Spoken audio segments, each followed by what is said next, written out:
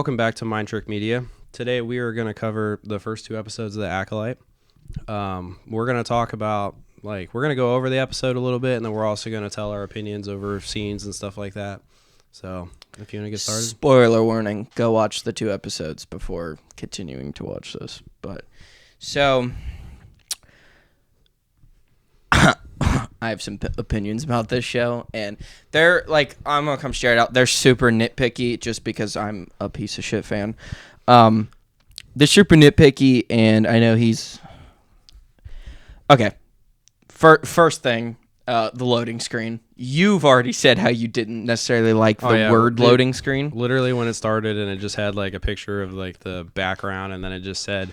The paragraphs were printed on the screen. I was like, what the hell is this shit? I also hate, and I think I know why they did this now, but when I first read it, that the 2 episodes that were posted, it was every episode was 2 words, but then there was a slash between them. So the first one's lost, found. And the second one is revenge and justice. And I think it's supposed to, now that I know more about the show, I think it's supposed to parallel OSHA and May, now that I think about it. But I did immediately hate how they were worded. I was just what the what kind of fucking titles are these? Yeah. But so you kind of straight out of the gate, the trailers are kind of the beginning entire scene. Yeah, and then like I said, we went to watch The Phantom Menace in theaters, and they're like, oh, you get an exclusive look at the Acolyte, and it's basically just almost the entire first scene.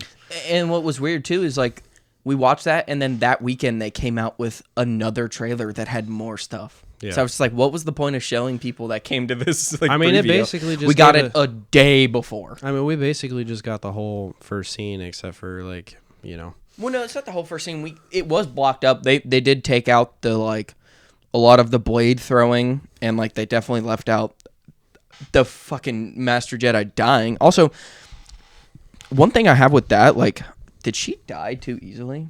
I felt like she did. I honestly, I know we haven't really talked much about the show, obviously. We haven't talked at all. We tried last night. We try to save it for the episodes. We try to give you guys the best honest reaction and, before we even know our opinions in pre-conversations. I did tell you that I kind of like the show, but before we get into all that shit, when she died, I was kind of pissed off. I was like, no fucking way she died I was that just so easily. Confused. I feel like how the fight was going. There's no way she was able to block that first knife that she didn't know was coming, and then all of a sudden she just dies to the one hidden knife. Yeah. I'm like, really? So he didn't write down notes. I wrote down a shit ton I started of notes. to write down notes, and then I was like, I just really want to watch this right now. So yeah. So the first scene, I thought the first few minutes are interesting. They kind of walk in, and then May just starts picking apart everybody at the table. But first thing I noticed, I thought the Jedi, not robe, but I guess they're still robes, but the Jedi piece tunic looked a little weird. It was super layered, like a sash. That didn't look. It didn't look like the prequel era. Really at all. It's not supposed to. I know, but it just looked super weird. I think it looks... It didn't look bad, though. I think it looks really good. I really do think it kind of looks like a mummy wrap. It reminded me of a Moon Knight look. I do think that... Haven't seen that show either. The way that they look, the Jedi look during this time period in the High Republic, I think they did a really good job of bringing it into live action for how they look. We'll get to it. I thought the movement by the Kung Fu Jedi... Force ability, I thought it was actually done pretty well. I will say, I did think the fighting looked a little clunky, and I have a theory as to why. It looks like they recorded the Kung Fu scenes with Master and Dara, and then they recorded them kind of through the motions, and then it looks like they sped them up. Well, I think it looks a little funny. So I'm not going to lie to you and sit here and be like, it didn't look a little funny. I actually have a different theory for why I think it looks like that. I think it looks like that because they're using force abilities as they're doing the movement, so it looks almost robotic-y. You know how they move, and it's I think it's because because they're using the flow of the force as well on top of their movement, and that's why it looks the way that it does.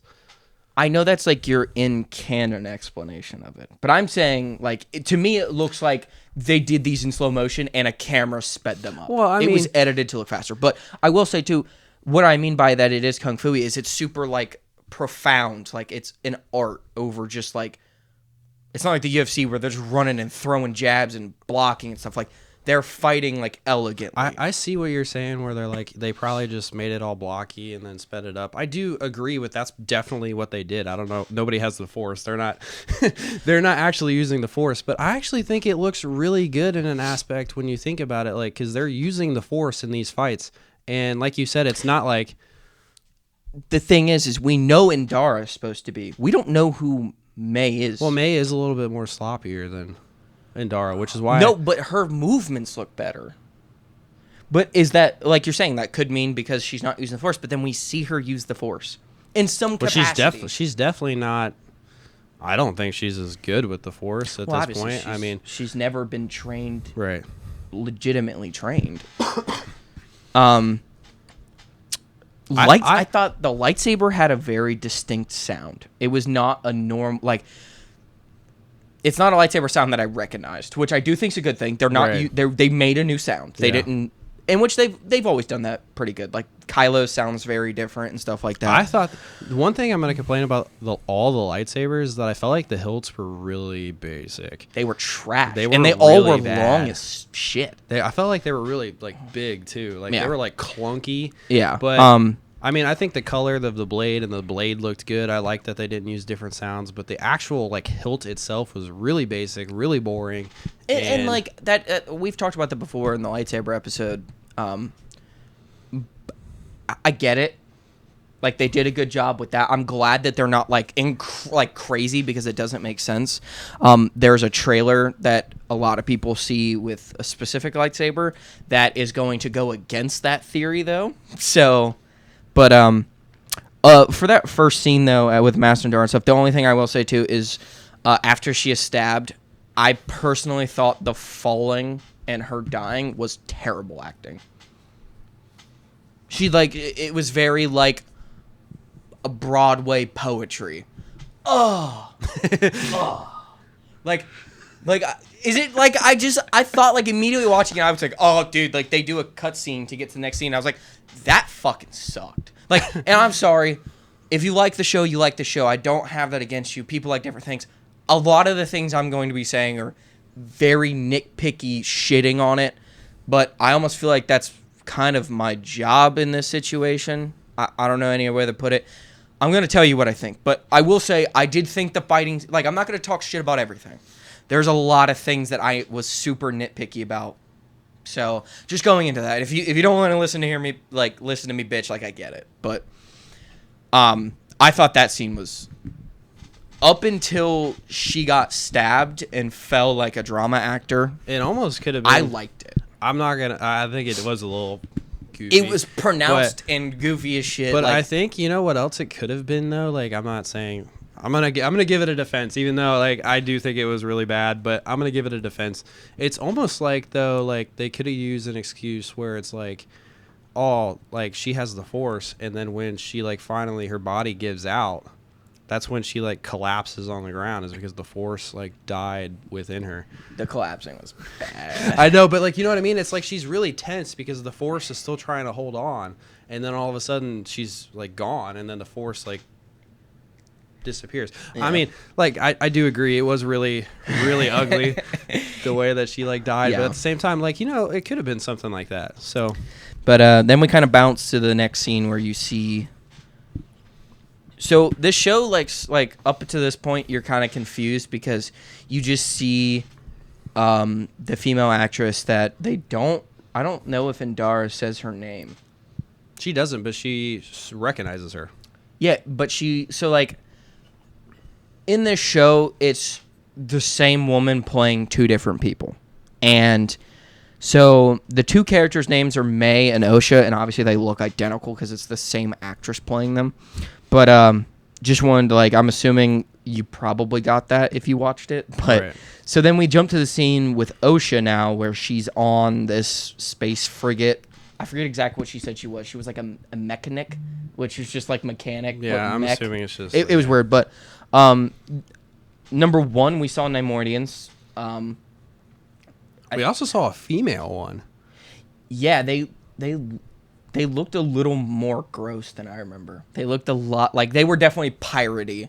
Like, I thought they looked pretty decent, but I thought they looked good, and I did think it was kind of cool. Like, it wasn't just like, you know, men. Like, I thought it was kind of cool that they had a female one. And then I only really have two notes from this scene. One, I thought their spacesuits for the mechanics or whatever, like I think that's what it was, they looked like shit to me.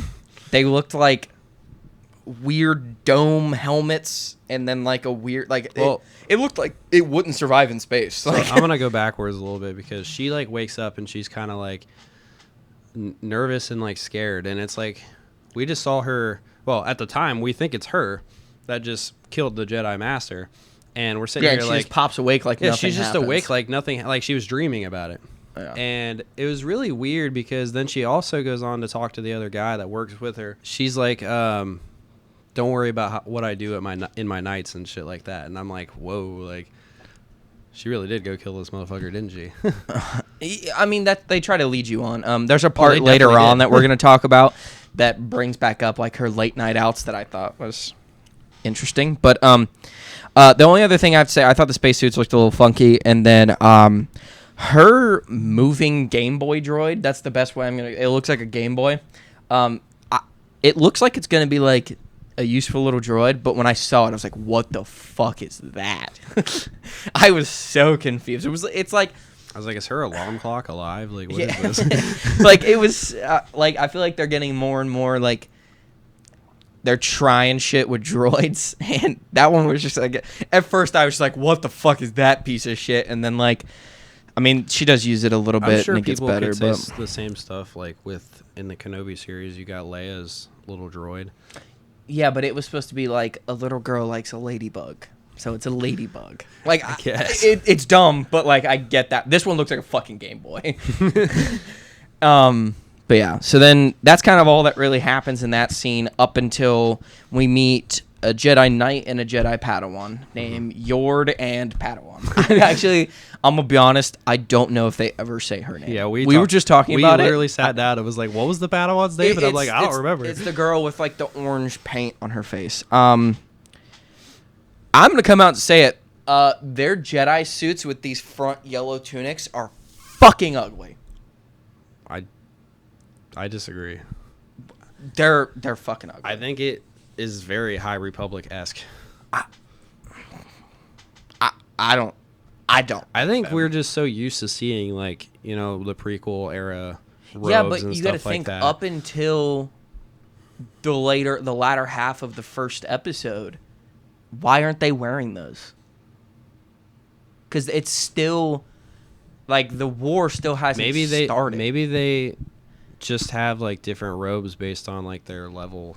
Or maybe by planet or something. Or it also could be that because they sell them on Coruscant. Soul had them.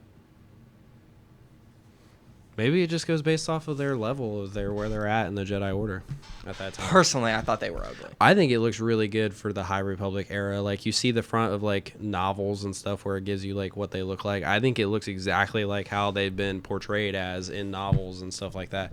I mean, if you have your opinion that you think it looks bad, that's fine. But I think they did a really good job for how it's supposed to look in, like, at least EU stuff that we have. I guess. I thought the fabric looked... See, I'm nitpicking, but, like, I thought the fabric looked a little weird and shit. I like the prequel robes better, if we're going to talk about that. That's the thing. Some of them better. had the regular... like, the Master and Dara had regular robes. Well, she's a master. Maybe it's different. Soul's a master. Maybe they're on different levels. Maybe we got a council member versus a non-council member.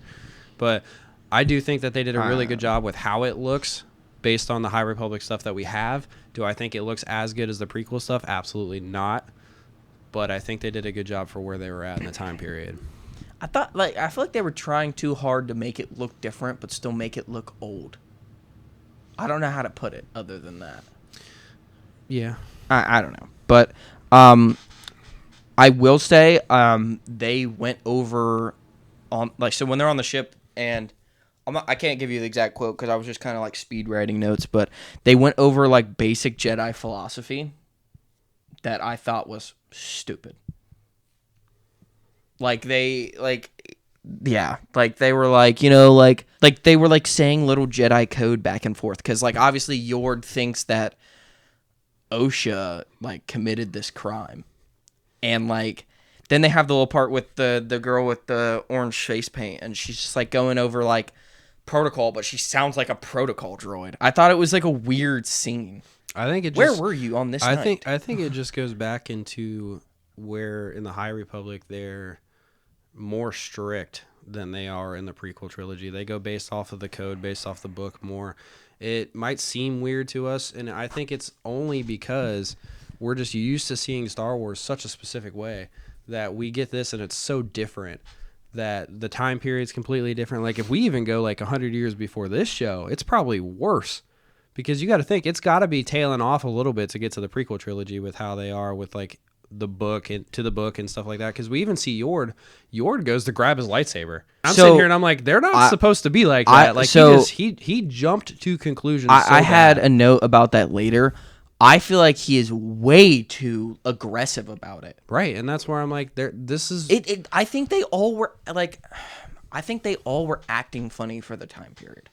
They were way too felt like trigger happy. There's at some point where they have to fall off a little bit to get to the prequel trilogy where they're falling off the book, off the, they have to do that at some point. And I think this might be the start of it because Yord's starting to be a little jumpy. Even Master Andara was jumpy. She ignited her lightsaber. And you heard what May said. May's like, Jedi aren't supposed to ignite their lightsaber unless they're going for the kill. Fighting her. You're not wrong, but at the same time, like, I could see that being a true statement where Jedi aren't supposed to ignite their lightsaber unless they are probably going to kill you at that point in time. And I'm sitting here and I'm like, we might actually be seeing the downfall of the Jedi to where they end up in the prequel trilogy where it's not the same anymore. But in the prequel trilogy, they're still like that. Well, they don't ignite lightsabers and they do things by the code. But like, but it's my point with what I was saying though is I feel like she like they went out of their way to spew Jedi code and Jedi philosophy at us. We don't know what it is. I mean, we also see later in the episode the Padawan is really into the Jedi code and stuff like that, where she's always asking permission. We're gonna get to that. I have a whole note about that. I thought the prison transport droid was weird looking. I don't know. Like, I've never seen a droid look like that before. So yeah, I thought the prison transport droid looked a little funny, and then we jump to the scene where they're like back on Coruscant or where they go to Coruscant. And I kind of mentioned this to him already. He said something about the buildings. Like it doesn't like Coruscant looks nowhere near the complete it looks in the prequel, which I get it. It's 100 years later, all that kind of stuff. I do think the Jedi Temple looks small. I didn't really notice that and it might be just because there isn't buildings around it, which another thing too is not only the fact like I feel like it was very empty around it. There are buildings next to the Jedi Temple in the new stuff, but it's not necessarily that those buildings are bigger. There's just buildings there that could make it look bigger. It looked small. And I don't know. I didn't really notice that with the temple looking like it was small, but I did notice like it didn't seem like Coruscant was as established as it is definitely in the prequels. It definitely isn't, and I think it did justice for Coruscant because I thought it looked way more beautiful now than it does in the prequel trilogy. Like it looks clean. Like, you know what I mean? Like it just looks clean in Coruscant. Like it's not really like that in the prequels. Yeah, and then jump to the scene where you meet Master Soul, and we saw most of that in the trailer. I thought it was a pretty good scene. I mean, you see that Master Soul has some sort of hierarchy or like higher up that he's like training younglings and like giving life lessons and stuff. His yellow robes are ugly. His yellow robes are like not my thing, but I thought it was crazy when that kid's like, I see fire. I was like, what's wrong with this kid? Like, and like I thought it was weird that they just like he was just like in the Force you see things that are like you see good bad like because the Force is in everything. So yeah, you can see fire and you can see the oceans, and I was just like, it just seems weird to me. It's weird because in the prequels they're always like, you need the good, the good, the good. And it's almost like they're trying to embrace the bad as well in the High Republic era. And it I just want to goes know. a little against what we thought was going to I just want to go and see the point where it's the downfall, because it's like obviously there's a downfall where they're embracing the darkness in this, but they're not in the prequels, and it's like it's always about good, and it's Well, just they're not not. embracing darkness. They're just accepting that it's there. But I don't like. Right, but it's I like, guess I'm confused on why. They've not seen anything in hundreds of years. I mean, no. Why It's is been, everybody timid? At this point, it's 900 years. They haven't seen anything bad. And then so the point for that is we jump and we meet this female Master Jedi, whose paint was terrible. yeah, I don't know if they actually. I think they mentioned her name, but I don't have it written. But she's definitely high up in some way in the Jedi Order, but her face paint and like the green paint on her is horrible. Yeah, I don't feel like they tried with the costume very well for that character. Like you can almost like see her skin color in her like around her lip area. Like I don't know. Like I thought it didn't look good, but that didn't. Yeah. So then they. But anyway, so she comes up to Soul and's like, your Padawan's the one that just killed one of your friends. Yeah. Like, your former Padawan's the one that just is... See, this is what I want to talk about, too, is... So they catch... So, like...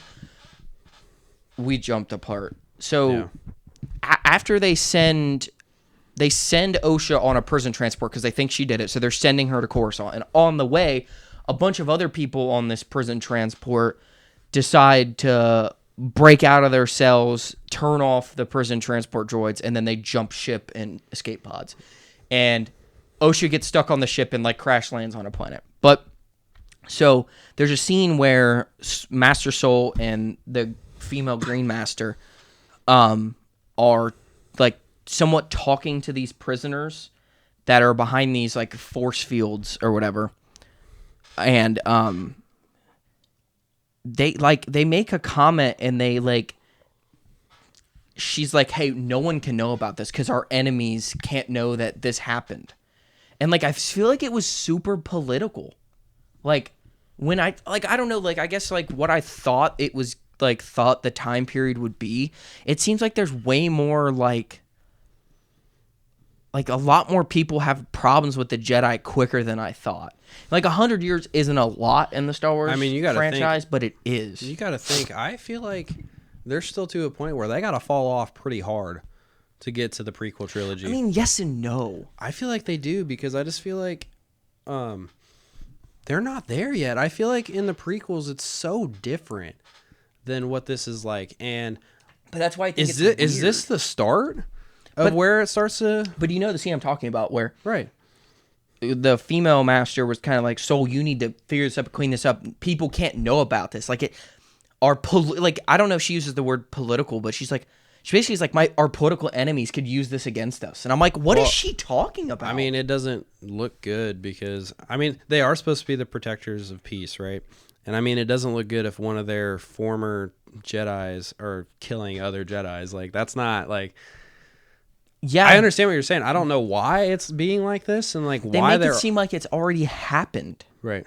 Like I don't know. Like I mean, they did. I mean, if we go back 900 years before this, when Bane was around, like we did have the Jedi where they were already arguing about there's no way the Sith have returned and stuff like that. There was people leaving the Order consistently. Right, and it's like, all right. There's a lot of people who thought the Order should disband because they were like, why do we need an Order? Right. Well, maybe that's why where all this political stuff is coming in. Like, why are we like funding this when, or whatever the case may be? I don't know how that works, but like, why are we like funding this and making this a priority when there isn't bad? And like, now there's bad, and it just happens to be one of their own. It's like they feel like they know that there's something bad going to happen, even though they shouldn't know that anything bad's happening.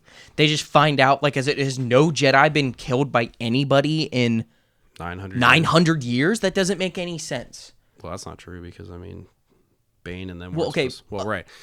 With after Bane and when the Sith really are, like, gone from the face of the earth, or the face of the earth, like gone from the universe, like really undercover. No Jedi died from any outside thing. Like I feel like that's so hard to believe. Yeah, because that would be 900 years or 800 years, 800 and something of no death at all in the Jedi Order for like, yeah. It's just, yeah, it's interesting. So I thought, and then so like while the prisoners and OSHA were on the ship though, I thought some of that dialogue was, oof. Well, the prisoners are, I feel like they were all like really dumb people. She was like, or they were like, we're gonna abandon ship. Do you want to help us? And she was like, oh, I don't know. I She feel said like no. The Jedi are gonna catch us if we do. Well, We it's shouldn't like, do so that. we talked Like, about it. She it's just seemed weird. Well, she seemed like she acted like she was innocent the whole time, and at this point Well, we're she like, is. Well, yeah, at this point we're like, no, the fuck, she's not. Like, yeah, I mean, you're obviously that they did a good job with at least confusing me for the first half of the episode. yeah, I like, at this point I was thinking that maybe she has like a split personality disorder, and she doesn't even know that she's doing what she's doing, because it's like, I mean, that's immediate what I thought too. at this point in the story, you're sitting here and I'm like, OSHA's killing people, and she's completely oblivious to that. Like, that is insane to me. Yeah. So, But so then we get to the point where the ship crashes. the ship crashes, and then Sol, Yord, and No, not yet. We got to talk about OSHA, and then. So OSHA wakes up on the ship, and she sees a younger version. Oh yeah, May. okay. And she's looking at May, and which is her sister, and she is like, "Is it really you?" And obviously she's a lot younger at that point, and it's like, yeah, it's really me. And then she's like following her in the. So what I was saying was I was getting to the point where they send Sol, the young Padawan, Right. and Yord after her, and then Right. I was getting to that point where so before that happens though, they are like loading up to go after her. They're sending like a recon mission to go find her, and immediately like obviously like the character Sol is like well known through the Squid Game. I thought it was a great show, and like I do like that guy, and I think I got that from the beginning that I was kind of gonna like him. I did not feel that way about Yord and or the young girl with orange face paint. I still am like on the fence. I thought for some reason like everybody seems to think Yord is like a try hard top of his class Jedi. He seems like of his class he's the first one to be the Jedi Knight. He's also very arrogant too. So I wrote that he seems pretentious and annoying as fuck. They show this scene where he's like cleaning his robes like before the mission. You walk into him shirtless and he's like, oh, and I'm just like, what the fuck is going on? Like, Yeah. it seemed like a romance movie for a second, and they were just like, Well, also, like she I kind of feel was like, of course, fucking Yord doing this shit again. Well, I also thought it was weird that the Padawan, like before they went and saw Yord, she was like, "Yord's really going on this mission." Like, yeah, she was like, do we really have to bring Yord? Like, it And was then- just and like, then I it feel was like weird- Yord's kind of hated, and I'm like with him. and then it was weird because when they leave to walk out of the room when he's like shirtless and stuff, she's like, "Yord, put your clothes on," and I just thought it was really weird. Like, it's almost like there was a tension between the two of them specifically, and I don't know what I think the tension is. I feel like there's not a lot of like background about what's happening or like why these characters It's almost like act this it's way. almost like they had a previous relationship that fell downhill, which Ooh, they're not do you supposed. think? Well, they're not supposed to have relationships. So, but what's funny or what's cool though is that maybe they make an Acolyte season 2 and they go before, and they show you why these each characters. season is just beforehand. Well, no, go beforehand, and then season 3 they jump after. I don't know. I think it's really weird because I feel like she's too young to. If they had a relationship off the books, it's not supposed to be. No, happening. I feel like they were just probably in the same Right. classes. I mean, he maybe. just seems like a very hands up first Well, guy. she's obviously Put me in the not- front. She's obviously not a humanoid. I don't know species. what she is. I don't know what she is She either. looks She funky. seems like a new character or a new species, which I think is pretty cool. I think it's cool to introduce new species and stuff like that. But I don't know how old she is. Don't know how old Yord is. No clue. I can't imagine Yord's any older than 30 at most, which I don't even think no, he's he's that. like 20. Oh yeah, I would say he's in his 20s, but like I don't think she's anywhere close to that age. But I mean, I could be wrong because I don't know how her species ages. But I just felt like it had a weird tension between the two of them that could be like relationship wise, could just be, oh, I don't like this dude. I don't know. It just seemed really weird. So then we jump back to the scene you were speaking of with May and OSHA, and it shows Osha is her own age and May as like a kid, and you kind of get the feeling like you learn that like their whole family's like dead, and Osha thinks May is dead, and they kind of mentioned that May's the one that killed everybody with a fire. It was kind of weird. Yeah, because Soul's like, May started the fire. Yeah. And I'm sitting here and I'm like, well, continue, sorry. They do this weird little like rhyming poem to know that it's like each other and not like a dream, and I just because I just thought it was cliche. I kind of really liked it. Like actually, it was fine. Like I liked it. That's definitely not one. That's definitely not like a big gripe. Like it was like I liked it because it still made me think like we finish each other's. Well, at this point, you're kind of like, who's May? We don't know. Actually, I don't think we know at this point that that's her sister. And then when she's fucking she's chasing her through the forest, and then all of a sudden she sees the fire start, and then she looks at May, and then she becomes the same age as May. And I'm like, what's going on here? Like, because they're identical, they're the same age now. What's going on? And she wakes up almost like from a dream, and obviously Soul and stuff like that gets there. And before that, they send the recon mission, and they get there. That ship that they have has one of the like hyperspace rings. That ship is fucking hideous. I know I'm being I'm being a little bitch this episode, and I'm fully aware of that. That ship was hideous though. The fucking I don't know. But then they get down, they go looking for her, and this happens more than once. Well, I think this is when Soul like tells the other two that her entire family died. I think that's when this happened. It's one of those things that like Soul and Indara, and you learn later that there's two other masters that were there during this event when May and Osha were kids. I think they were 8 to be exact. But like it wasn't like a talked about thing. Osha was in the same classes as Yord and this younger Padawan, but they don't know that backstory of her. They just know that she got there late and was a late like she didn't get to the Padawan, which it's a little like Anakin-y. Right. I mean, she didn't get to the temple, and then she like leaves the order. It's a little Anakin-y. I know the person who like created the show is an Anakin lover, so we don't know why she left though. They kind of really haven't told us why she left the order. I was presuming that she didn't pass her trials. That's what I presume. I don't think she made it. That's at least my theory. I don't think she made it to that point yet, though. She tells Soul, I wasn't the best student trying to learn how to, like, let go of the past and stuff like that. And, I mean, I kind of think it was good. She probably can't meditate at all. Probably not. But I think it's interesting that she didn't use it like how May's using everything to the dark side advantage. You know what I mean? Like, she has done a good job of just being like, oh, okay, I'm just going to go live my life. Like, this isn't for me. I'm not going to do anything bad about it. At least that's how it seems so far. But I think it was pretty cool. Anyways, so they're, like, chasing her through the, like, snow or whatever. I have one more thing to add before, because what he's talking about is, like, the final scene of that episode.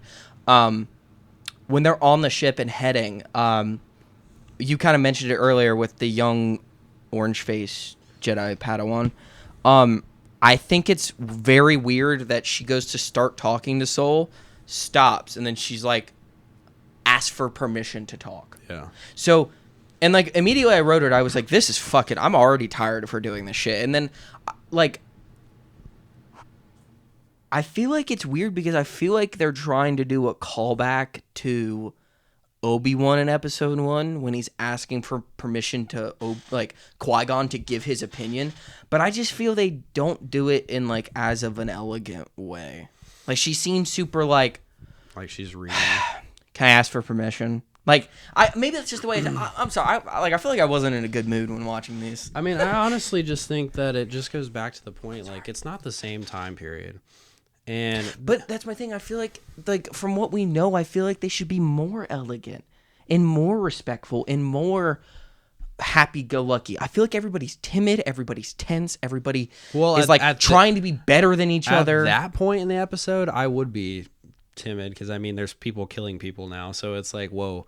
I do see where you're coming from. I don't know.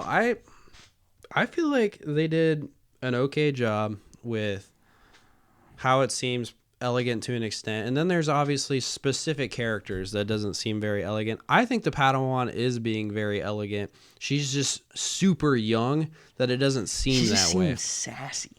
I don't think she seems sassy at all. I just think that she is still learning. Obviously, she's still a Permission to Padawan. speak. Like I don't think she's being sassy. I think she's just trying to be as perfect as she can be. When you have Yord on the other hand, that's like, it's just me. Pretentious. Yord is the most pretentious motherfucker, I think, in all of Star Wars, maybe.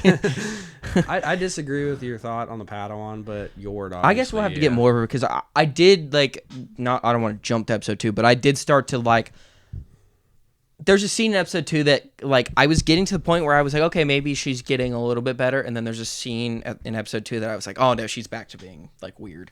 But do you want to go ahead with what you were saying about Osha?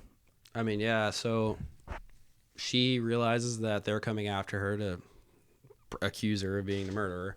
And so she starts running because, I mean, who wouldn't? I mean, she feels lost at this point. She doesn't know what's going on. She's confused. And she's being accused of horrible things that she's obviously completely against. And so she's running away from them, and they're chasing after her. And then she gets, like, cornered. One, I still think it was weird that Yord ignited his lightsaber, like, almost like he was ready to attack. But then I wrote this down, too. Immediately, he ignited it like he was ready to fight. But then just held it up like and it then was a just light. used it as a light. I just feel like it was a weird scene. Like, it'd been different if he would, like, kind of lifted it and then ignited it. But he was like... Well, you know, I also... And then just lifted it. Like I saw this thing at one point on, like, a TikTok that was talking about different lightsaber hilts at different time periods, and there were some lightsaber hilts that didn't have an ignition switch. And what? No. Yeah. Yeah, I know. Some of them, they some use of them the Force. don't, and they use the Force to turn it on. I don't know. Maybe his lightsaber is designed to a point where he kind of has to ignite it like that. I mean, it could be a possibility. It did seem really weird, though. I also thought the Ks were really weird because it immediately just reminded me of Tales of the Empire at the end when Barriss is walking through the caves. They look very similar. It did look similar. I mean, it could be the same planet. It kind of looks... actually, it kind of looks... They're not trying at all if they did that. I feel like the planet kind of looks the same, though. You know what I mean? That's why I said it was kind of like, oh, they didn't come up with anything new. I mean, they definitely have gone to different planets that I'm not aware of, to be honest. But anyways, so they're going after her. He ignites the lightsaber. I think the lightsaber looked, at least the gold color, looked really good. I thought it looked pretty good too. I thought it looked really good. I was like, kind of. I think it looks good for him. Like, yeah, I I do too. He looks good with the gold. I really, really liked it because we do know at this point in the High Republic there is different colored lightsabers. They're not all blue and green. Obviously, we got a purple one in the prequels, and we're gonna get a purple one in this. Yeah, but, I want to see it first before we start like hypothesizing and talking about it. But I will say there was another cool scene when May's kind of like Osha's like backing up and like kind of slips. The force catch by Soul over the ledge was kind of fucking cool. Yeah. He caught her just like absolutely perfectly flat. I thought it was pretty cool. So right before that, she sees them and she sees Soul and she's kind of scared to talk to him. No, the Knight and the Padawan like bum rush her, and then Soul runs between them. It's kind of like, oh, it's okay. We understand. Like, just come with me. Like, it was kind of a weird scene because like Yord has already shown that personality of him like being like the bad cop. Yeah, and it's just weird. Like, I feel like he was way too like. Maybe it's because they don't get things like that often. So when a Jedi dies, they didn't know how to act. Maybe that's what it was. Maybe. But he was just super like she's guilty. I mean, don't care. Even Soul is like, you're talking about how like they're not acting as if we think they should in the High Republic era, but even Soul is like has an attachment to Osha that's definitely completely different.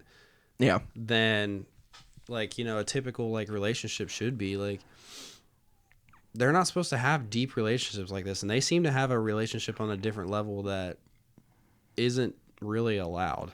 Because he's very emotional when it comes to Osha. Like, when it was said first thing, he was already like, oh, I what the hell?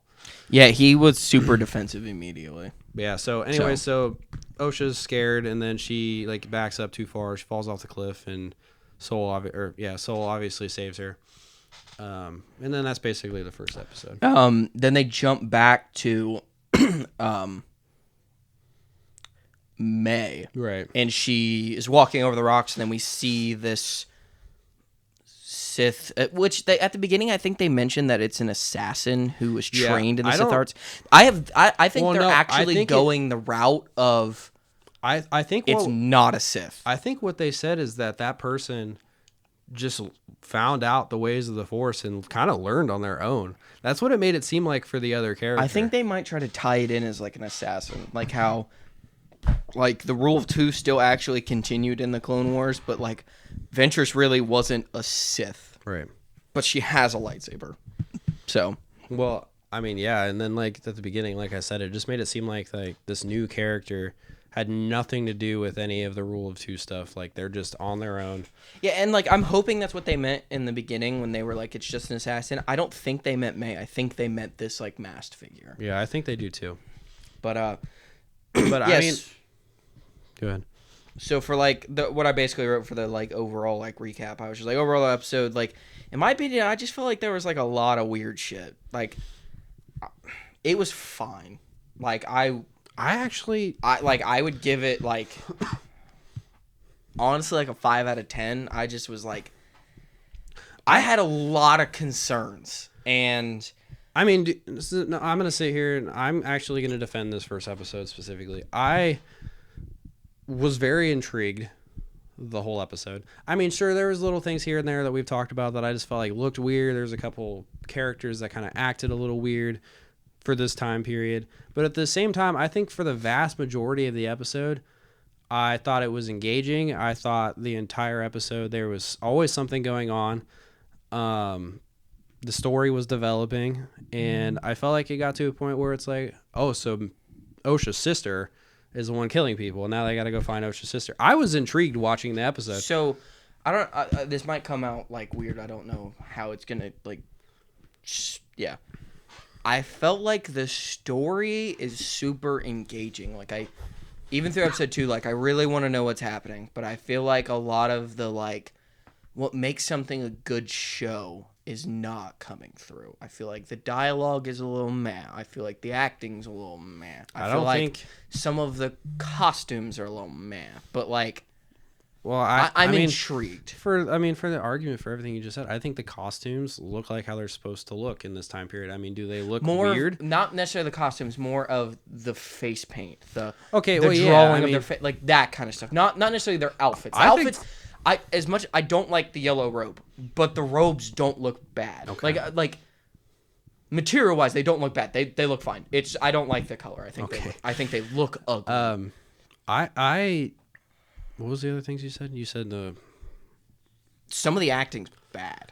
I think so the dialogue. I think the acting and dialogue go back to the point where it's like they tried to almost have the characters like reading from the Jedi Code constantly, and they were supposed to be.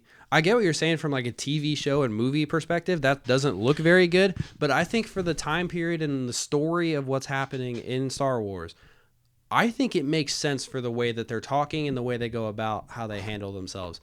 Well, not handle themselves, because obviously Yord's not supposed to be doing the stuff that he does. But I think the dialogue comes in just based on the time period and stuff like that. Now, yeah, when it comes to criteria for a good show and good dialogue, I mean, yeah, it seems a little weird. But for Star Wars specific story, I think it's actually how it's supposed to be. I think not necessarily the dialogue like based off the Jedi. I mean, the one dialogue that I thought was very bad was when they're on the prison transport. I think that entire talking scene is just funky. Well, I just felt like she seems like overly like she doesn't like I don't know like I felt like there's a difference between being like I just felt confusing and then being like doesn't like it didn't feel right for that scene. I mean, maybe I kind of just looked at it as she just was out of place there because she wasn't. There was a lot of O's and ums in her speaking. Well, she wasn't supposed to be there. She's not a bad person.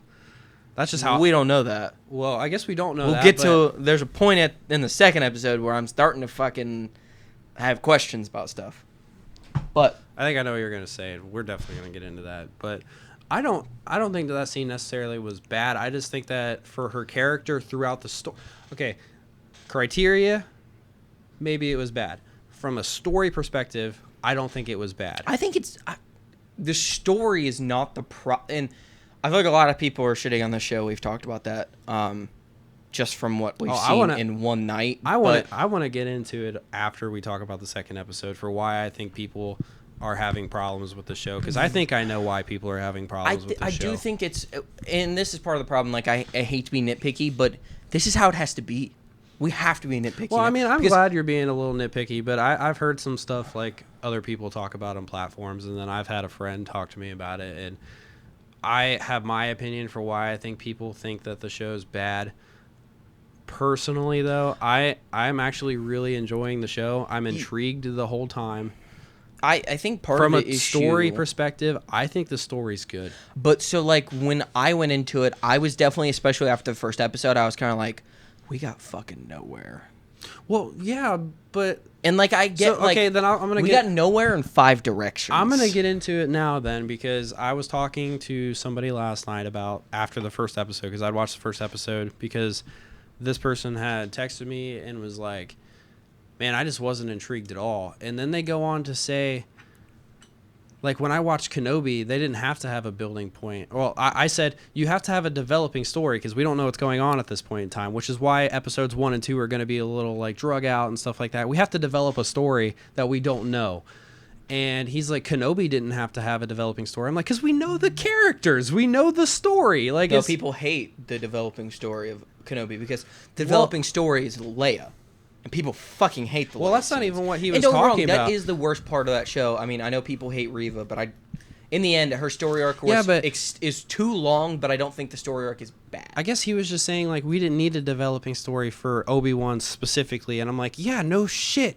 Like, yeah, you know who Obi-Wan... Right. It's not like they changed the character No, anyway. And it's like... Oh, well, I'm sitting here and I'm watching the show. I'm like, the first 2 episodes are going to be like that because they have to develop a story. I don't think he knew it he exactly meant. I think they developed the wrong points of the story.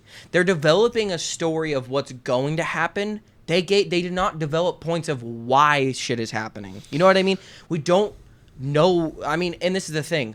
Yeah, but I think they're going to play catch up in these middle episodes where they're going to give us a ton of background. Right.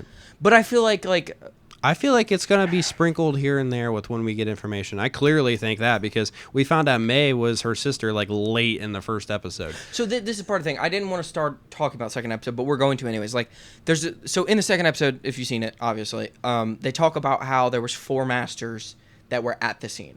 Indara, Sol, forgive me. It's the Jedi Master who can float and the Wookiee. I'm terrible with names. Sorry. In the first 2 episodes, 2 of them are already dead. Yeah. Sol is the main character-esque. Well, I could see the Wookiee dying in the next episode. They all have to die. At least to develop the story. Well, in theory, they all have to die. That's the point of what May is doing. Right. They all need to die. I don't think Sol's going to die in the end. Okay. Anyways, back to what I was saying. I just feel like people don't like this show because they're not familiar with anything that's going on. People are looking at the show we aren't either. But I like the show. Yeah, but you like it not necessarily blindly, but you're intrigued for the same reason I am. Is that I'm intrigued in a regular sense of what's gonna happen. I think a lot of people are already turned off though because the shit that makes something a good TV show is not going good. The dialogue is not it was not the best. The acting was not the best. People complain about the dialogue in the prequels, and then they're like, "I like the prequels." It's like I don't get like there's a double-edged sword with what they're talking about with this show specifically that doesn't make sense with the rest of Star Wars that they complain about. People complain about the prequels. What do you mean? I know, but the same people will be like, "I like the prequels." Honestly, when I watch the original trilogy, I think there's dialogue that's not good. Yeah, that's kind of like Star Wars' thing. Well, right, and I'm like, okay, so we're complaining about the dialogue in the show and complaining about this, complaining about that. Nobody's talking about the story. I don't understand how you can't watch this and think it's intriguing at all. Because you don't want to bring up the positives that are, because the positive you're bringing up is the unknown. It can be a good story. I'm not saying it's good. I know from the first 2 episodes that there's things that are going to be bad. I don't, because they've already had bad dialogue. They've already had bad acting. I don't want to sit here and Can watch. It catch up though? Obviously, like shows get better. I don't want to sit here and be like, I was having a problem trying to write down notes for the show. It's not that I don't know what's going on and don't understand what you're saying. It's that I'm sitting here and I'm like, I need the whole show to come out before I sit here and be like, it's really good. That's part of the issue with doing episode reviews. But it's like, I just don't like how people are just shitting on this so bad already. And it's like, people want Old Republic stuff. They want this. They want that. Like we talked about in the, not the last episode, but the one before. This has to do good for them to do that. And but exactly what you're saying. You're saying we want them to do the other Old Republic stuff. That's why people are pissed. They want to know why we didn't just use the stories. And I'm on your side of I kind of want the rest to come out because after the second episode ended, I'm intrigued on where the main story plot is going. But I can say there's the difference between looking at comments of people saying that if they just say the show is terrible or this show sucks or I'm not watching it, you can't look at those comments as like they're the majority of people that have problems. Because I've seen comments where people are like, okay, this point at this part, that dialogue was bad. And at this point, in this point, the acting was bad. I'm just sitting here and I'm like, I feel like this show's just not even getting the chance that it deserves. Like, but that's the thing. Why does it deserve a chance? If you love Star Wars, I feel like it deserves a chance. But I'm saying that of what people are thinking, not what I'm thinking. We're going to give every Star Wars a chance, other than we'll get to that. But we give Star Wars a chance probably more than anybody. And we do look at the good in most things. But you also, when a show like this is coming out that already from the get-go, the directors and producers kind of called us out. They called people out. They called out George Lucas. They called out the Star Wars fan base. When you're saying, hey, we need you guys to watch this and like it for us to be successful. But if you don't think that, here's the reasons why you've hated Star Wars. And blame. But never just go, hey, was this good? Now, I mean, and that's all media right now. Right. I mean, I'm not going to sit here and be Star Wars fans aren't normal fans. I mean, yeah, and I'm not going to sit here and be like, oh, Disney's doing everything right. Because obviously they're not. There's just things lost their Disney contract. No. I think Disney's done good within the stories we've gotten. And I just think that if we can let this story develop, you said that there's just so many different storylines that are happening and we're not getting answers and you're worried about not getting answers. I mean, we might not get, well, hold on, listen, we might not get answers. Like we just watched The Bad Batch and we didn't get answers at all. And Dave Filoni did that. So it's like, we've talked about, well, we're not going to get into that because, but I'm sitting here and I'm like, full episode about that, we can't sit here and already just complain about storylines when we had to have developing. We had to have scenes develop for the specific characters in the show, and we might get answers, we might not. I mean, I'm not saying that the show's going to be great. I think it really does deserve the chance. I think the difference is that with The Bad Batch, you can draw context clues because we know what happens next. I felt like people were saying for how slow the first episode was, you didn't give us enough background about the characters. And they may be doing a thing where episodes 4 and 5, they go back and they explain Soul. They explain May and Osha. They explain the fire. They explain these 4 Jedi Masters. But people were upset because, like with Mandalorian, we kind of very on get where, how did he become a Mandalorian? What was his faction? How did he get to this point? Where we're not getting that. I feel like that was more later in the season, though. It was season 1, but I feel like it was later in the season. I think, but what you just said, that was episode maybe 3, 4, or 5. We haven't even made it there yet in this show. I'm saying these in defense of people that are, I guess, doing it, but at the same time, but I understand. Jordan, this show needed to be a 9 out of 10 in the first 2 episodes because of the director and producer call out. They called and don't get me wrong, we didn't take it the same way other people did. But a lot of people who have been pissed at everything that they've made are going to be like, hey, you haven't made good since this, this, and this, and then you're going to call us out for not liking your shows? I mean, you can't beg people to watch something. Right. No, I mean, I get it, and everybody has their opinion over it. And I mean, my opinion is I'm really intrigued with the show. I think it's heading in a good direction. I was really actually happy when episode 2 came out. The person that I was talking to yesterday literally said episode 2 just makes everything terrible. And I'm like, I watched episode 2. Makes everything terrible. It like just it. Here, let me read it to you. Oh, this is going way too far. But I mean, it basically was just like it took everything away from episode 1, and I'm like, what did it take away from episode 1?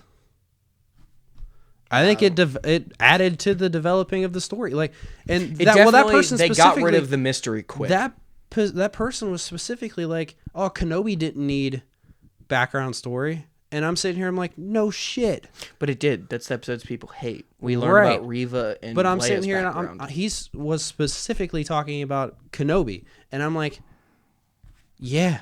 We don't know a single character in the show. We have to have backstory. We have to have this. We have to have that. But not saying what he's saying. But I do get the people being confused, because I think personally I thought this first episode, like, we were gonna get a bunch of background and we didn't. And then episode 2 I was like, okay, we're gonna get a bunch of background, and we didn't.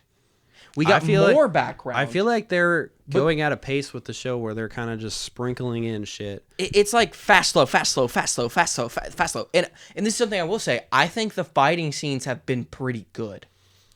I haven't even talked about episode 2 yet. So far in the show, I don't have a problem with it. I'm sitting here and I'm like, we're getting a little bit of information here and there. I think every episode is going to give us more information. I'm fine with where they're at. That's just my opinion. But I feel like you're arguing too much story, and I get where you're coming from, because I am interested in the story. I mean, I don't know. But I think I don't know if it's just me looking at it like, I think they're going in a good direction. Obviously, it could go downhill real fucking quick. I'm intrigued. I think it's good so far. They are still just sprinkling information instead of just giving us information. I'm kind of happy with the way it's going. I like the way it's going. I think the next episode's going to be super interesting, because I feel like it's either going to start out super hot and heavy, or it's going to like pick up the I don't chase think it scene, will. I think it's, or I feel like it's going to start out when they're kids, and we're going to get the full what happened in the story. I think that'll be episode 4. Well, I think episode 4 will get like a background, like previous thing where it's the fire that happened. I could see that happening around episode 4. I honestly think they might. I think they might have. See, that's the other thing too. Is like, obviously they probably have pre-scheduled what's coming out when, because it's a story. But like, I feel like they need it badly to be this next week, like, to keep people in. I personally don't feel that way. If you feel that, I mean, I personally don't feel that way. If you feel that way, you just said it funny. Sorry, I'm sorry, but like, if you personally feel that way, okay, I understand. I don't feel that way. I do think that this show deserves the chance, the light of day. I really do. But like I said, I feel like that's the issue, is that a lot of people are pissed at Star Wars. And then I feel like a lot of events leading up to this, like, are just like sparking, because you have the Forbes list come out and say how much George Lucas is worth. That was like big news a couple weeks ago. And then we have this first trailer and it looks interesting. And then we get all these interviews, and there's things that the creator of this show has said that pissed a lot of people off. And then you have some of the stuff the actors are saying that's pissed people off. And then George Lucas wins his like lifetime award for directing and stuff. And he says a bunch of things that a lot of people are now pissed off at again, because they already wanted Lucas to continue. No one wanted Lucas to sell to begin with. And then when he did, we learned about this plan for 789 that never happened. And then now we're learning even more stuff that was going to happen that's not. And then, a week ago, we got news that like there was a leak of how the Obi-Wan Kenobi series was actually supposed to be a 3-movie trilogy, and that there was these cool story arcs, and it was all about Obi-Wan. There was little Leia. There was no Inquisitors, which is the two issues that people have with that show. I feel like there's just been a lot of stuff that's been hot topic of Star Wars that people needed these to be 9 out of 10s. And the first episode, I want to say, is a 5 or a 6, and the second episode is like a 7. I feel like they're... And in Star Wars sense, in Disney, 7's a pretty good score. But I honestly, in my personal opinion, you're giving scores. I guess I'll give a score. I honestly feel like the first episode's a 7. I'm gonna say I like the show. I like the show a lot. I'm gonna give the first episode a 7, and I'm gonna give the second episode probably a 7.5 or an 8.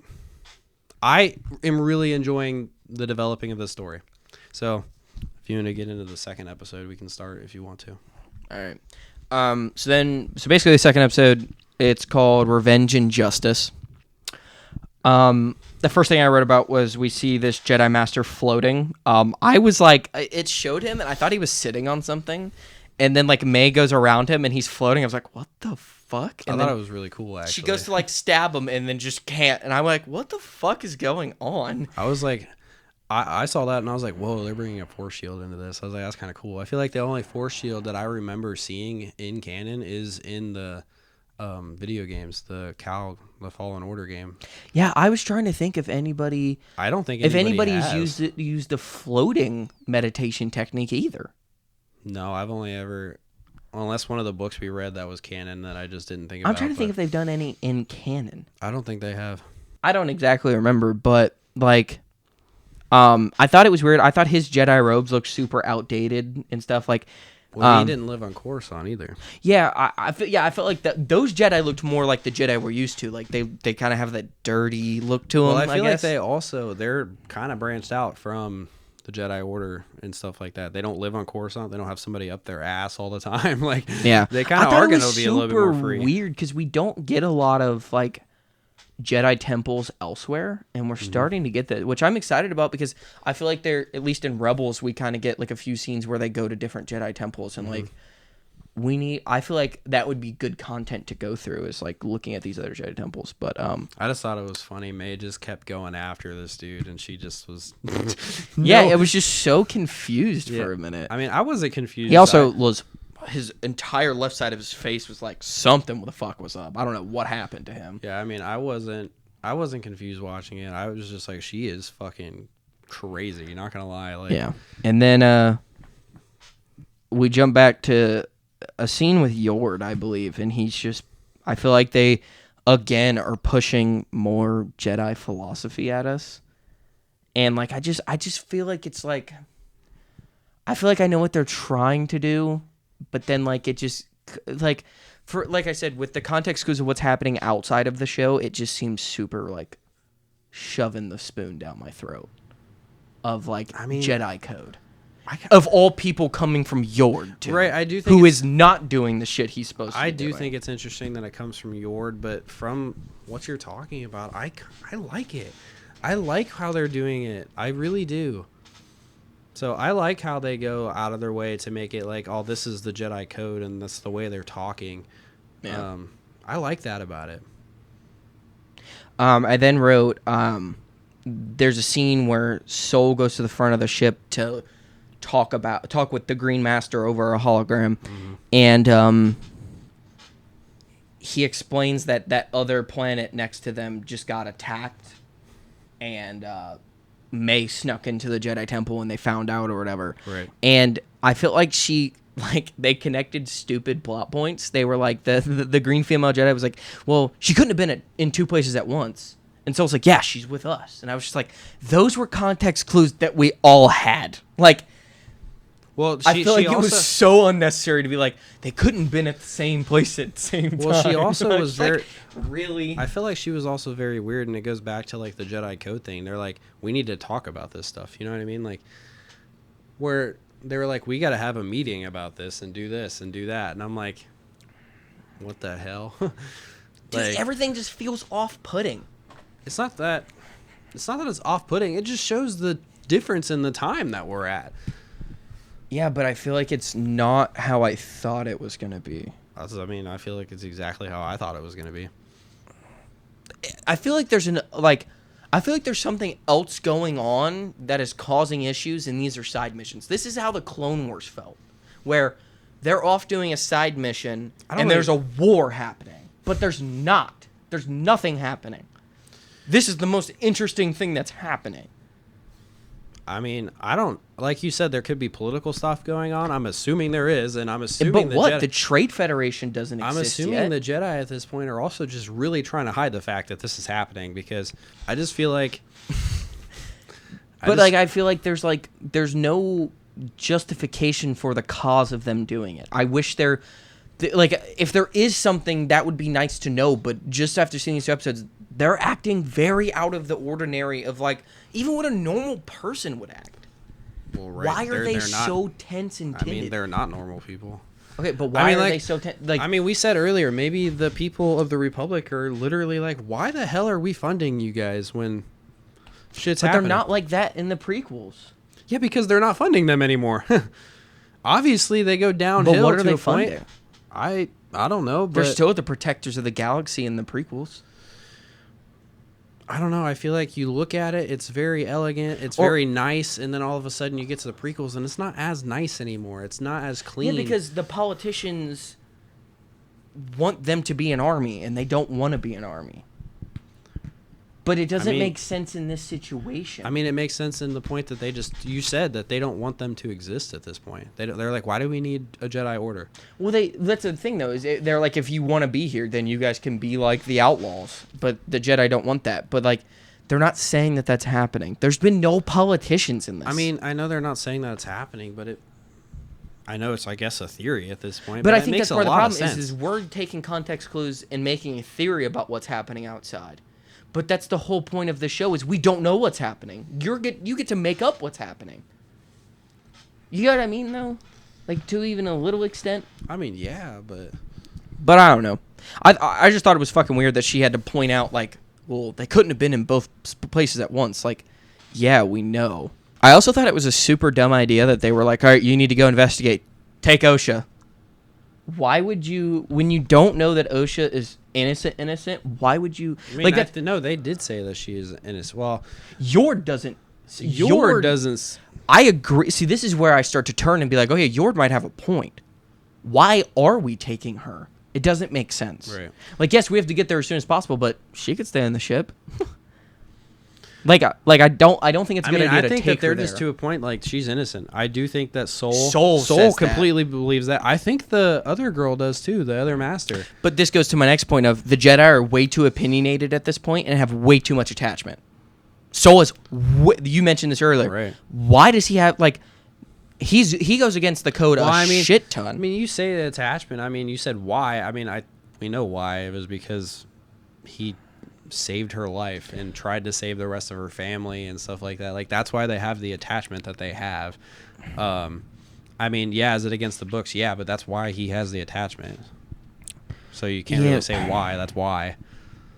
That's basically... But they're not supposed to. Well, I'm not saying that, but, I mean, But like you said, I feel like the orange painting and Yord have this weird attachment. I feel like this green female Jedi has a weird thing with Soul. Like, I feel like there's way too much attachment, and I don't know if Yoda steps in and is like, nope, done with all this shit, and they're gonna connect that somehow. Well, I mean, because, like, not many of the Jedi that are in the prequels are alive when this kind of shit's happening. We kind of have Yoda. Yoda is, and I think Plo Koon is.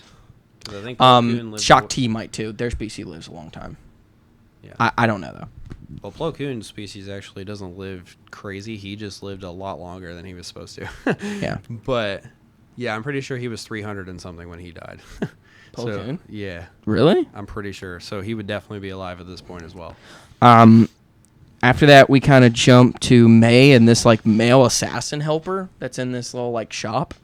Yeah, I feel like he had, like, his acting was pretty good in my opinion. I thought it was too. It almost seemed like he was like, you know, this like smoke shop dude that's like kind of just like, oh, I'm gonna sell you this. He knows the main antagonist. Like, he knows the assassin guy. He has a relationship with May, and then also it seems like he knows who the other person is. Yeah, which is kind of crazy. Yeah, I don't know, because I don't think he's force sensitive whatsoever. I wouldn't see that from him at all. Yeah, it's weird, but like I feel like his parts were pretty decent, and then we kind of jump back to them being on the ship, like heading there, and they show OSHA tried to help OSHA is talking to the Padawan. The Padawan. And she was like trying to help her out. And she helped her fix like those converters or yeah, whatever and it the was. Padawan was just looking at her like, bitch, who the fuck do you think you are? She's like, thanks. Oh, like I don't know, but then Soul comes up and he's like, oh, what is that? And she's like explaining a bunch of stuff. And then he goes, I meant that. And she's talking about her tattoo. Yeah. And I thought it was super weird that she was like, yeah, I had a crazy night a couple weeks ago, got drunk, got a tattoo. Like I was like, what the fuck are we talking? Like it sounded like this bitch was born in the 2000s. I got really drunk and got this tattoo. It's awesome. Like she's like so far gone from the Jedi, which yeah. I get, but like No, I just thought it was so like she was just like, yeah, that was a cool night and a good memory. Like it was so like 2000s of her. I think it is funny. I didn't dislike that. I was I like, think it just what are we showed- like? I This think is it- Star Wars. I think we're it just talking showed about. how far out of the order that she is and how it can be like your different life outside of the order and outside of what we know in Star Wars. It's like it's kind of normal. You know what I mean? Like They made it. She was like living like a normal life. Like human normal, like Earth, like us normal. Oh yeah, Like, working in we got outer space. we got trunk and we got tattoos. Like Yeah, I mean, I don't know. I liked it though because it kind of just stepped away from everything and made like it seem more real, and I liked that about it. Yeah, sure. Just in general, like the story. Oh, I thought you said May. No, Oh. I didn't say May. Like I just felt like it made the story like and like just living in Like Star I Wars, feel like they real. tried to connect to people who got drunk one night and got tattoos, and I'm like, this is a weird thing to like. I thought it was like, weird. I thought it was funny, and I mean, I kind of liked it. I did. Yeah. But then we jump and you see May, like her and this guy make that potion Right. that has that like poison in it. And then she goes back and the Jedi Master just comes out of his like meditation and was just like, May, it's you. I'm sorry. And then just drinks the fucking poison. No explanation. I'm assuming whatever happened in this fire, fucking, there was a big issue. Clearly, the 4 people were stationed at that planet where the fire was, and obviously May is fucking pissed off at the 4 of them for whatever reason. I mean, it's obviously for that reason. Like, it had to have been something that they did at that planet during that time that just pissed them off. Obviously, we don't have a specific answer, but it's definitely because of shit like that. I thought it was really weird that, I mean, they did say that he hadn't talked to anybody basically since then. They said he hadn't talked to anybody, but like, it was weird. But then like, it definitely was weird, but I just thought like, damn, this dude was like you said, they're not supposed to have attachments and stuff like that. That dude had a hell of an attachment to that shit. He literally was in meditation. Trauma. He was in meditation for 10 years. No. See, I think that's the mistake because I watched this with my girlfriend and she said the same thing. I don't think that's what they meant. I think he just hasn't talked. I don't think he's been meditating that long. But I just still, don't though- think he speaks to people. But still, though, like, he has this attachment to whatever the hell happened there. Yeah, like, that's what I'm saying. They're building so much. Like, they have to have, like, an episode in 3 or 4 where they just tell us. I mean, they're going. I feel like they have to. They're going to, because I'm pretty sure I've also seen a scene with Master and Dara that we haven't seen yet, and obviously she's dead. Maybe it's a flashback. And she's obviously dead, so it's like, okay, like, she definitely has to be back at some point, I feel like, because I'm pretty sure we saw that in the trailer. So, I don't know. I think it's very interesting, the attachments that they have, and he was just willing to kill himself over whatever the hell happened. Yeah, dude, like, whatever the hell happened there I had feel to like have the been other people bad. didn't have that much trauma. I mean, he just killed himself over it. Like, whoa. And then there's a scene where, like, obviously OSHA trails away from them and Yord follows her, which I'm starting to, like... Well, she also saw younger May, and May's like, come with me. And I'm sitting here, I'm like, what the hell is wrong with OSHA? She must... Dude, is that just her trauma from the experience? Maybe. And she's just, like, visioning this Maybe stuff that's why now? she left the Jedi. I mean, maybe, The because... guiltiness. I mean, yeah, she obviously definitely feels guilty over what happened. But, I thought it was, like, we're seeing more of Yord's character in that scene where he follows her. It's like, I was watching it the whole time, it's fine, but... I will say the Soul, the young Padawan, and that other Jedi like walk into the room and they find OSHA with like the little vial in front of him.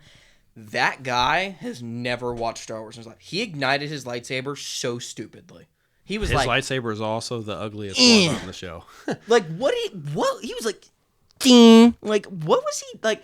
I remember, like, I need to rewatch it, but it looked fucking terrible. The lightsaber looked terrible. Dude, it just that It entire looked like so big. Like they're just like really like They the look handle like- is just really thick. I felt like the blade on his specifically was huge. I was like, what is this? Like I don't it know, just looked like- weird. I specifically wrote down that his ignition is like I wrote down that like all of the lightsabers don't ignite like they don't have like cool ignition like moves or stances. I thought Yord's was cool. But and then I had like a why the fuck did that master kill himself? So like that's whatever. Yeah, I mean, So then we were you gonna No, say it's something fine, about that's that part?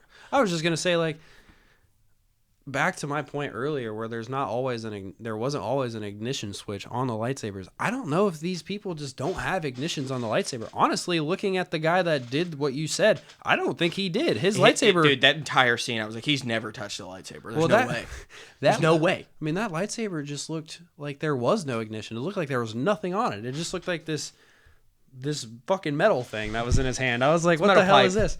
Yeah, basically, I was like, they kind of just, I don't know if it's just they didn't want to try to build a lightsaber or if at this point in time they just don't use their lightsabers that they kind of just didn't try when they built them. Yeah. Like, and then obviously I feel like at this point they're definitely not into lightsaber combat as much as they are in the prequels because they don't have to be. So I feel like, like we got these characters that are igniting their lightsabers weird. One, they might not have the ignition switch, and two, maybe it's just because they don't know how to fucking use a lightsaber because they haven't another had thing, to too, use is one. Even with the ignition switches, they still like. I feel like your stance and like your cool ignition doesn't matter. Well, they've never had to have a stance. They've never had to have anything because they don't do this nowadays. There's not any bad guys running around constantly where it's like, what the hell? Like, I feel like that just goes based again on the time period of when this takes place. Yeah, but they jump to the part where this is the next day and they're like scouting out that guy in that like shop, and again, Master Soul being so blinded that Yoda was like, I think we should do this, and he was just like, no, we're gonna use OSHA, like. Well, She the was like- Padawan, no, the Padawan. Well, the Padawan mentioned something, but at the same time, then Yeah, but Yord was also back to the point that we're talking about. He's fucking aggressive. For what reason? But at the same time, like, why does Soul trust OSHA? She is not a Jedi. Why wouldn't you let your Jedis do their job when Yeah, but at the and same just use her? But at the same time, I don't think if Yord went there, they would have got he out of the guy. Like, obviously, May's working with the master. Yeah, but like I feel And- like that worked out too perfectly. You know what I mean? In a normal sense, what he did makes no sense. I disagree. One, first of all, the Padawan suggested what was going to happen, and like Soul said, I felt like it was a good suggestion. I see what you're saying though, because Soul isn't really trusting Yord, comparatively speaking to how That's what I'm much saying. he He trusts OSHA. Which Yeah. I do agree with you that it is really weird on Soul's part, but from an aspect of the story, I think it made sense that they sent OSHA in there, because like OSHA looks exactly like May, like. Yeah, but I feel like that was too dumb for Star Wars. That's like a Tom Cruise movie thing. I mean, I don't know. I just felt like it was like a story. You know what I mean? Like when you have the upper hand to get the he information out of him, It was just a weird Star Wars tactic. I guess. But I don't know. And then they went and they just randomly found this woman who happened to have a shawl that looked exactly like the assassins. And then she walks in there and she's like, hello. no, I did. Terrible fucking I dialogue. I think that was weird. Don't get me wrong. She was I like, don't. "Oh." She was like, oh, nice to see you. What have you been doing? And he's just like, why are you acting so strange? I was just like, Hi. what are we doing? She was like, hello, and he's like, hi. Yeah, like, he seemed baked out of his mind. yeah, not gonna like, dude, lie. they both, like, I just was like, it was an out there idea, especially for Star Wars, and then they made the scene out there. Like, I felt like it. You go back to what you said earlier. I felt like it was a very Clone Wars-esque thing to be like, from a clone. no, but not from a clone. Roger. Like, Right, but like, they're fucking clones, but though. they also would do stuff like that with Anakin and Ahsoka. They literally pretended to be slaves and stuff with each other in the Clone Wars and stuff like that. They definitely did acting scenes in the Clone Wars that was kind of like what they just did. That's animation. It doesn't matter though. I mean, they did it and they kind of did like the same similar thing. And I mean, the speaking was really weird. Oh, they were like, "Me to nice you," like. I mean, I don't get me wrong. Like, it was weird, but at the same time, it kind of was like a Clone Wars like kind of thing, and like Yeah. the idea of it. Okay. The idea of it, I thought was good. The execution with the acting. That's was, what was this bad. entire argument has been. The execution hasn't lived up to the plan. I think the execution in this scene alone is the one I've had problems with. That scene specifically was really bad. But so basically, they get to the point where her cover's blown, and they rush You look down. just like her. You look just like no her. shit, it's my fucking twin. But and this is where we get to the point where Yord walks in and he ignites his lightsaber. Fucking awesome. And I was like, God damn it, I just wrote the note about everyone igniting their lightsabers like shit. And then the guy I fucking don't want to be cool comes in and he's badass. I was like, I mean, fuck. listen, if anybody's gonna be good with their lightsaber, I feel like it's going to be him. I feel like there's too many parallels with characters. Soul was supposed to be Qui-Gon. The Padawan is supposed to be Obi-Wan. Yord's supposed to be Anakin. Like, I feel like their connections to characters are like too close. Like, a lot of the things that Soul does is a Qui-Gon-esque. And the person who created the show loves the prequel. She loves Anakin, Qui-Gon, and Obi-Wan. So, like, I see it, but, like, this is back to the point of why 4 and 7, like, 7's a copy of 4. And people are like, okay, that takes away from that movie. I feel like they're playing these roles I see weird. where you try to come from with that. I don't think it's exact. I didn't look at Yord as if he's like Anakin, to be honest. I feel like Yord is almost establishing his own character. Well, yes, but what I'm saying, like, with a comparable idea, it's weird that, like, no, I mean, they're all comparable to characters that know each other. I mean, and I'm not going to sit here and lie. Like, the Padawan and Soul are very much like Qui-Gon and Obi-Wan, especially in the books. Yeah. Like, especially in the books. Early on, young Obi-Wan. Yes. And I honestly think that's why I like Soul so much, is because... See, that's the thing I do really like Soul. Yord's grown a little bit. We're going to get to the point. We're going to talk more about the Padawan. But, so... There was a scene that I wrote down, but I don't exactly remember what scene it was. I think... Oh, I do. Okay, so this is when they're putting, like, this weird accomplice assassin guy, like, under house arrest. And he was like, yeah, I do, like, some work. And, like, you know, and he was like, I've done work for, like, the Hutts and stuff. And, like, I thought that was a really cool, like, I don't know if you caught that or not, but they talk about the Hutts. I'm like, oh, that's a pretty cool, like, connection thing. Right. But, so then we jump basically to the fighting scene? I mean, they leave the premises. She comes back, or like they're kind of just. She waiting. finds out the cover's blown. Yeah, May comes and confronts that guy. Yeah, and's like, "You blew my cover." He's like, "Nah, baby, I got it all under control. We can get off this planet real quick." He's like too slick to be what he is. Yeah, I know, it's funny. But so then basically we're gonna jump. They get to the fighting scene between where she's like fleeing. And I thought it was sad that Soul went without Osha, because Osha's sitting here is like, it's my sister, and he's like, you just want revenge and this and that. And that was kind of an emotional scene for me. You know what I'm talking about? Like, right before Soul went and confronted May, I just felt like, I was like, damn, that actually got me pretty good, because like Osha wanted to go, she is angry with May, and Soul's like, don't be like that and this and that, and I don't know, it's sad. I don't know. Like, she's definitely confused. She's like, what is going on? I mean, she's like, whoa, my sister's alive. 1, we watched her die. Two, I'm getting blamed for her crimes. She's killing people. Like, what the hell, dude? But so then we get to the fighting scene. It's definitely another like kung fu-esque fighting scene to start, at least. I also think it's weird that May, in both scenes, she goes for the people's lightsabers.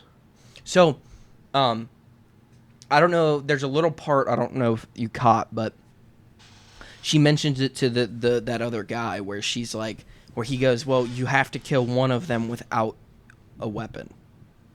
And I thought it was weird, and then they explained like, oh, the master wants you to kill one of them without the weapon, and she's like proving that she like is a good assassin. She's getting tested. Well, she's not. She's kind of not doing a good job. But She's so- killed 2 people with a knife and poison.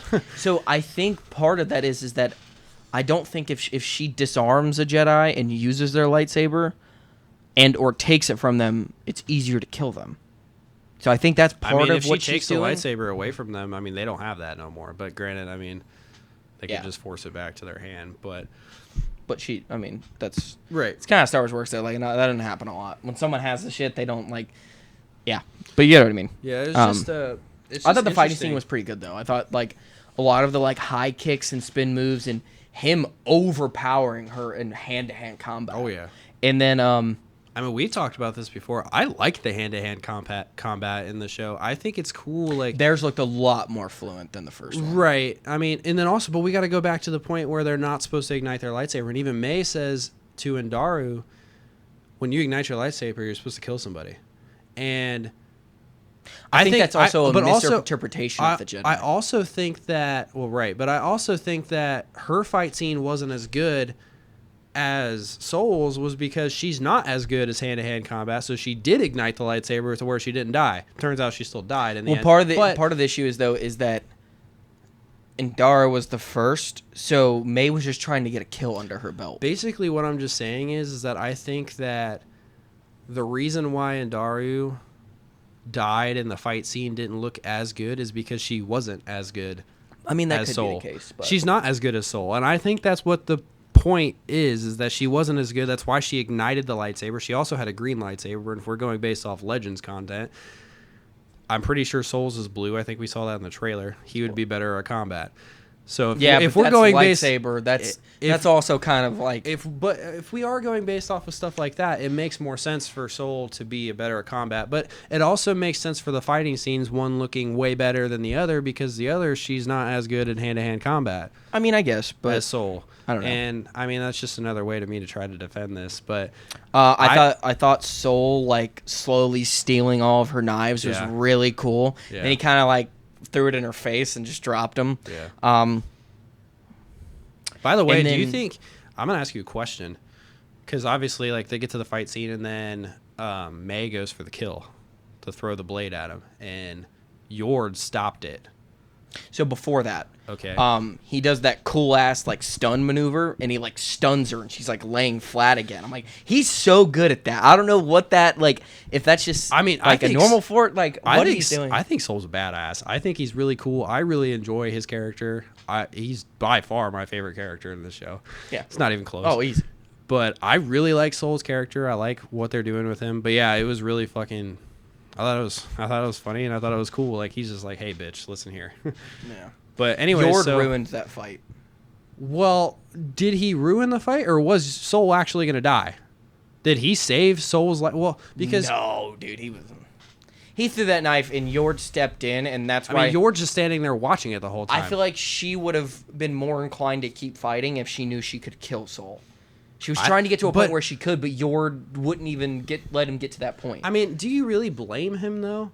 No, and that's what I'm saying. He acted normal in that scene.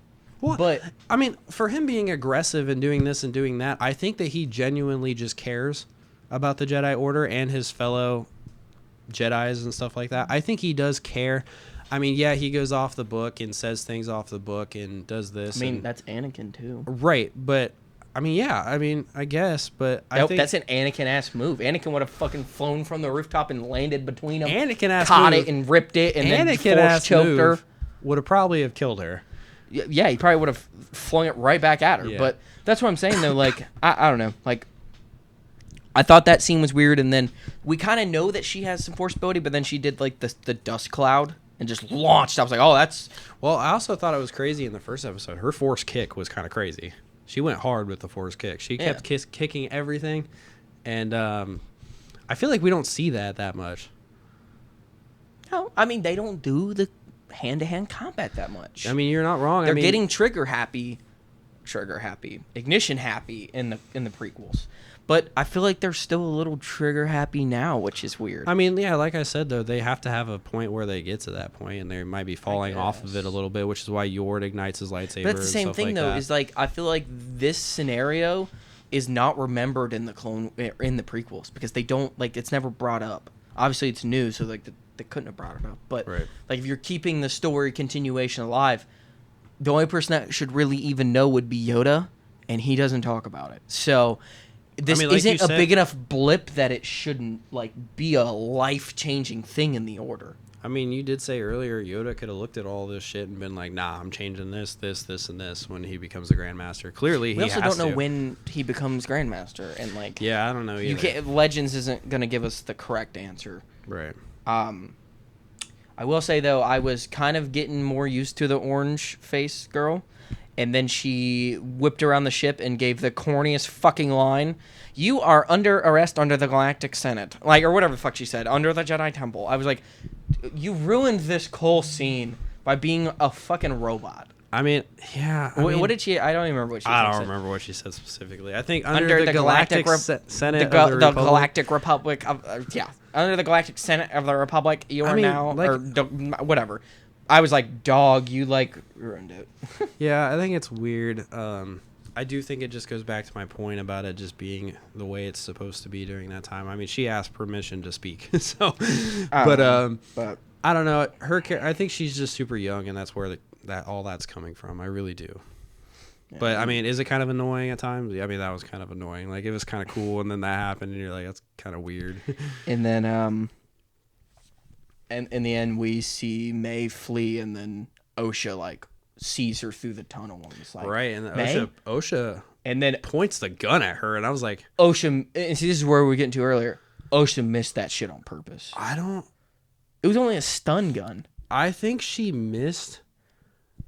I don't know if on purpose is the right word, in my opinion. But Soul gave her that look like she missed on purpose, too. Soul did give her that look like, oh my God, dude, like, seriously. But at the same time, I don't know if she missed on purpose or if she was just that emotionally. I think she missed on purpose. I think she was just that emotionally unstable that she missed. We obviously see in the first episode that her force abilities have gone almost away. Yeah. If not, they're gone. She doesn't have any at this point, at least from what we've seen. So she doesn't have that. I just think she was so emotionally unstable that she just missed. I mean, we'll see. I mean, think she does. They shoot, might talk about She it. does shoot again. She does shoot a second one at her. So it's like, did she really miss on purpose, or I feel did like she it was just? it was a layup shot, dude. I mean, she didn't move. She was sitting there. She kind of went, "Gadoo!" Like, I mean, like, I see where you're coming from, and I understand where you're coming from, and obviously that's her sister. I mean, yeah, it could easily be, I'm scared to take her in, you know what I mean? Because they might try to kill her or whatever the case is. But I personally think at this point in the story, I'm not going to agree with you, and I think that she just fucking missed. oh no, she fucking did miss. Right. I don't think it was on purpose. I just think she I think there was missed. a little bit of purpose to it. I mean, maybe. But We'll see. we then jump to, we see the Wookiee, and he seems pissed off to be a Jedi. Dude, when he snapped that blaster in half, I was like, okay. And see, like, I can't tell if that he's just a pissy Jedi, and like, I mean, he's just a Wookiee. yeah, but not all Wookiees are like that. We get in the books that they're very fucking nurturing, but yeah, I don't know. I think he seems way too angry, and then basically for him overall, like, I was just like, I thought this episode was better. I like Soul. He's my favorite character. Oh yeah, I love Soul. I love Soul's character. I really do. And I kind of wrote, like, I don't mind the two-sister idea, but I feel like it needs to be executed perfectly from here on out. And I feel like a lot of the characters are annoying at times and overacting and acting in just, like, a weird way. And I feel like they try to act, like, quote-unquote, like, so Jedi that it feels intrusive to what Jedi are. They're acting too much like, I mean, I've read this code, and I'm gonna act like what this code says, instead of, like, I'm gonna do what the code says. They're acting like what the code says. I mean, I feel like they have no personalities. Yeah, their personality is code. Is Jedi. Yeah. Jedi. I'm a Jedi. And like, yes, and like, that is what it's supposed to be, but you're also not supposed to be the book.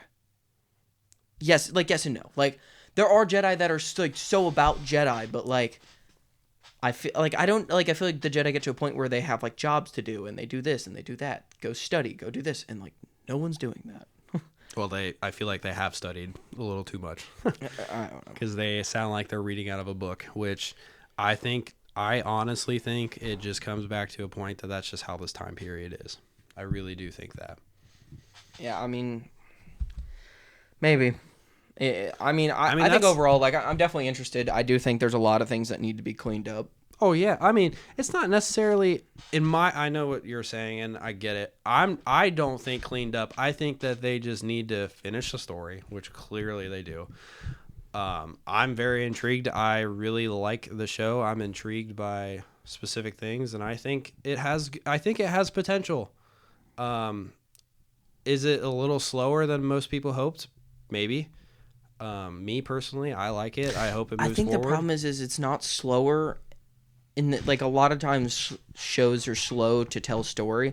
It is not slow to tell story though. It's slow developing plot points, which could be how the whole show goes. I don't know. I think it is going to be that way. I mean, we I mean, we like the show Arrow. I feel like Arrow is like that, where it just jumps into the past and is like, oh, this is what's going on now. And it kind of doesn't give you an answer when it's happening now, but then all of a sudden it jumps to the past and he's like, oh, he's like this because of this reason. Yeah, And but that's what I'm saying. They need 2 episodes to do that now. I think There's well, so much stuff. The that's thing with with Arrow is it's one guy.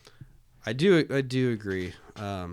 Obviously, I mean, we love that show. So, but at the same time, I do think episode 3 and 4 are going to be the most crucial episodes of the story, especially 4, because It's crucial to get people back on board. if we get to episode 4 and they don't have like a flashback scene or something, yeah, it's going that's when it's to me, especially if the Wookiee dies in the next 2 episodes. right. That's when it's going to be to me. All right, they're starting to get to a point where it's like, okay, like we need answers. And I don't want another Ahsoka where this ends and I have no fucking clue what's going on. Yeah. Or I have to wait. I want something to happen.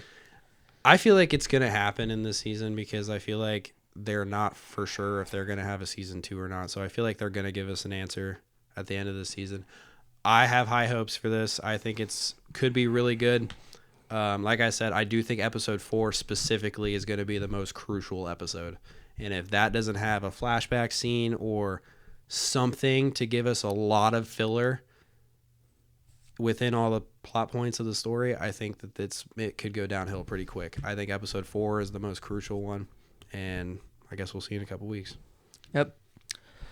Well, next couple weeks it's gonna be probably every other week an Acolyte catch up. So basically, like what happened in this episode. In between weeks, we're gonna be doing book episodes, movie episodes, and for episode 10, there will be a special guest. So I think that'll be interesting. But it's been Mind Trick Media. Thank you, guys.